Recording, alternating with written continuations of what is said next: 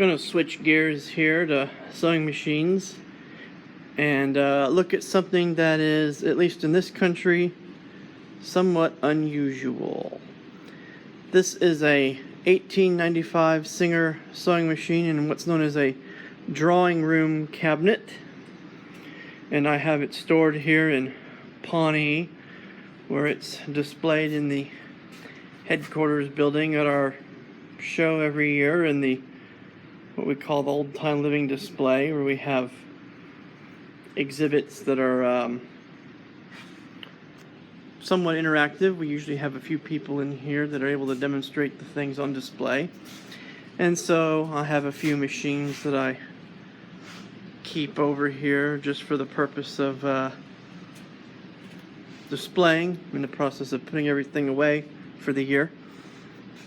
And this is a very interesting machine a friend of mine found at a shop in Northwestern Arkansas. And from what I've been able to discern about it, what little bit of information there is about these on the internet, is that these were made by Singer but were only sold on the European markets. And it's very interesting the way this cabinet operates. And I'll show a little bit of the cabinet, and I'll show a little bit of the machine. Let me just go ahead and open it up.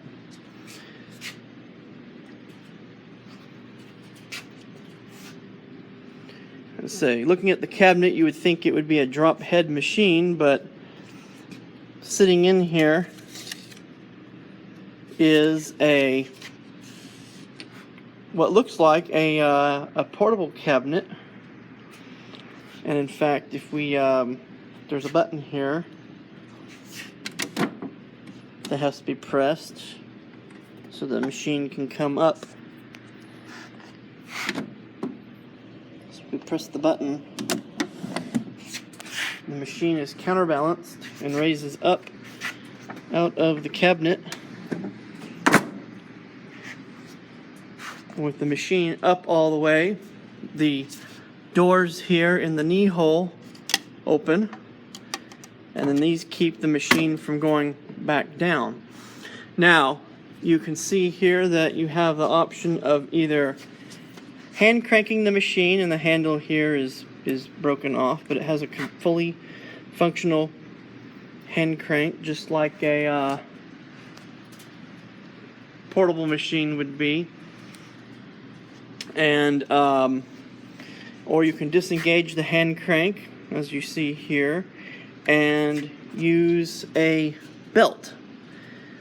And there is a padded foot pedal here and a access door to get at the band wheel, and then hidden here on this side is another access door for getting at the band wheel.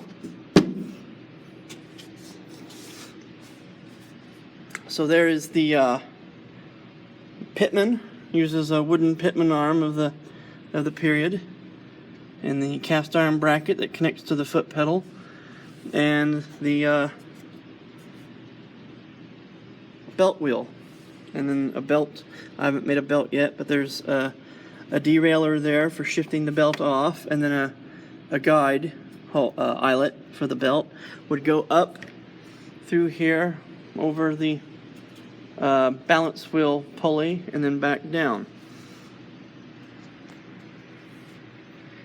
So what's interesting about this is the way this is this is a 3/4 size machine that's in what's basically amounts to is a convertible cabinet. There's a latch over here that you can undo, which allows you to lift this whole cabinet up and then attach a bentwood carrying case on it. You can see the securing clips there for the domed carrying case.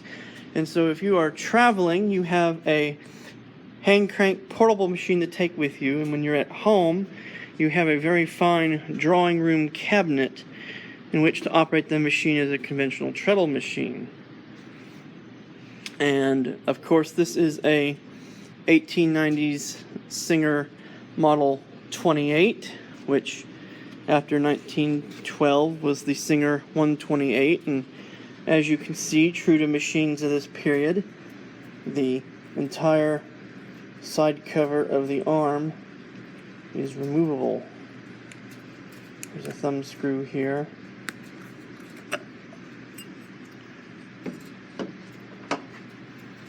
And then there is the mechanism of the Model 28. Here is the removable side cover. So, very interesting. Another thing that's interesting about this machine compared to later machines is the way the machine is fastened to the cabinet. It does not use the peg arrangement that most Singers use later on. It uses actual hinges. And if I tip this back, you can see the way the hinges mount on there. Otherwise, it's just like a conventional Singer Model 28 machine. Uses the same style of bobbin and bobbin winder. An interesting feature of this machine is the bobbin winder is different than the bobbin winder that would be used on a treadle machine or a conventional treadle machine.